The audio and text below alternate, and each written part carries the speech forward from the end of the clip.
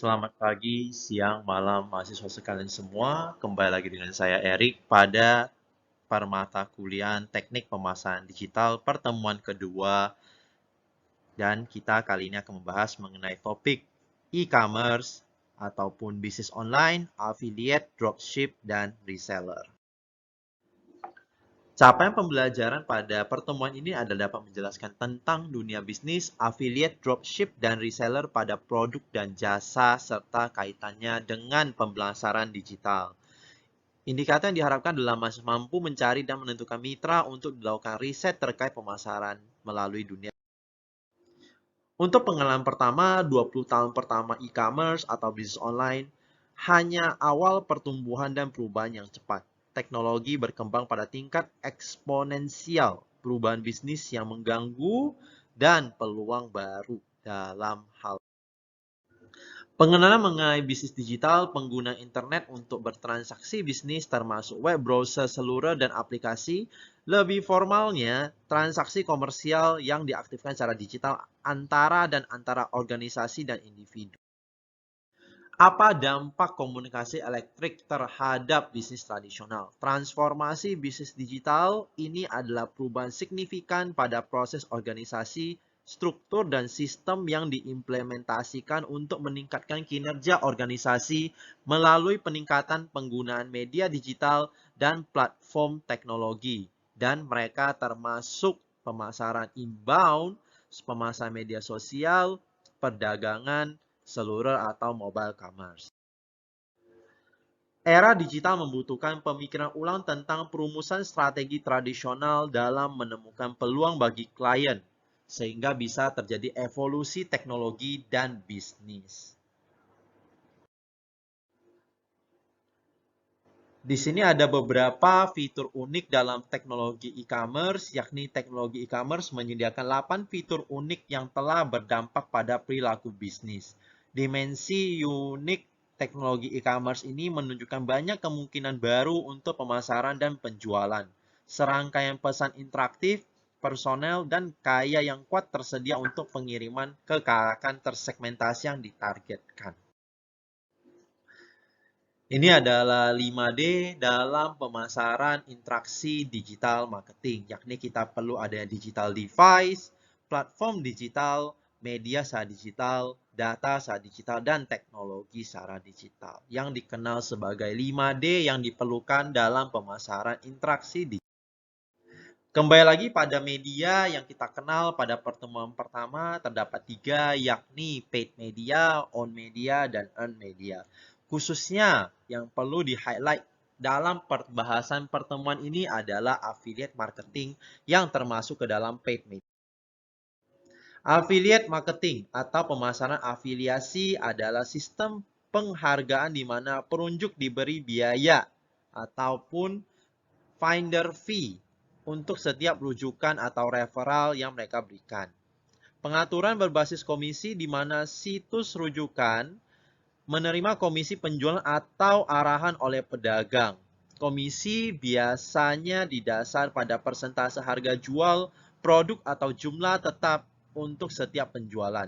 Tetapi mungkin juga berdasarkan per klik, misalnya kita agregator mengacu kunjungan untuk pedagang. Sedangkan dalam kerjasama secara daring atau online yang termasuk ke dalam afiliasi marketing atau co-marketing digunakan untuk melibatkan pengguna web di situs pihak ketiga, mendorong mereka untuk mengunjungi situs organisasi atau pembelian melalui saluran tradisional seperti melalui telepon atau. Sedangkan performance marketing semakin banyak pemasaran afiliasi dikenal sebagai PM atau performance marketing.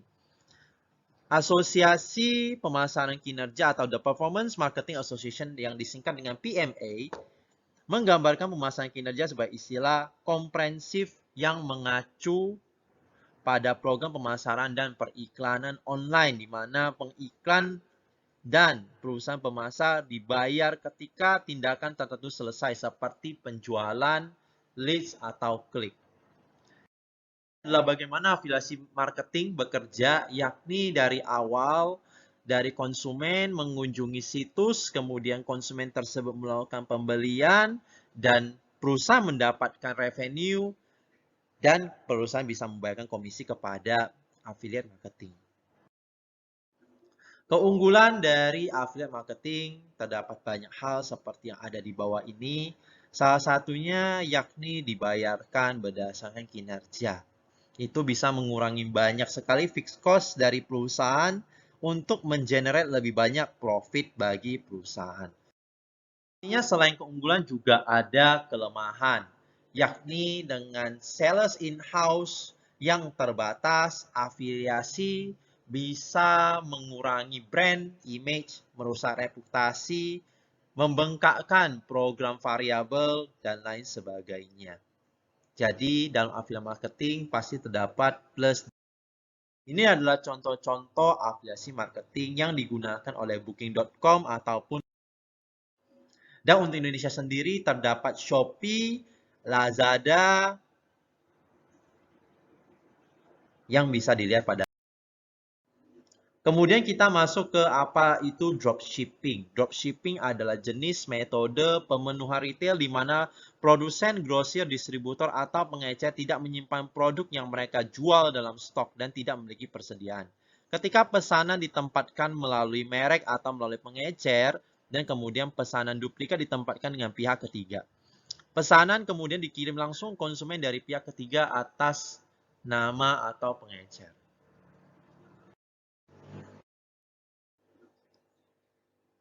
Kemudian dropshipping adalah pilihan yang baik untuk bisnis yang tidak cukup siap untuk melakukan investasi besar dalam persediaan stok dan mengelola logistik ruangan pergudangan. Hal ini paling sering digunakan oleh grosir yang menyimpan persediaan massal dan oleh pengecer yang tidak ingin menginvestasikan modal dalam persediaan stok. Namun sebagai produsen produk, Anda juga dapat beroperasi sebagai pengirim dropship Anda sendiri.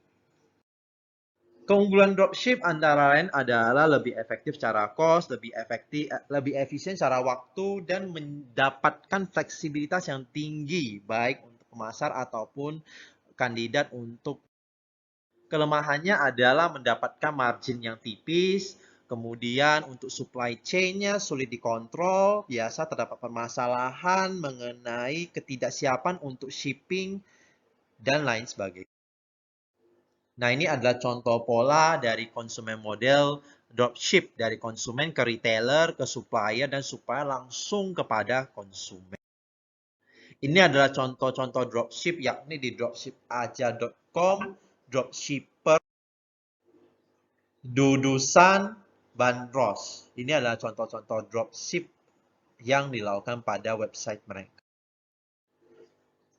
Demikian, di atas adalah materi untuk pertemuan kedua kita mengenai e-commerce, affiliate marketing, dropship. Semoga bermanfaat dan terima kasih atas perhatiannya. Sampai jumpa pada pertemuan selanjutnya. Thank you.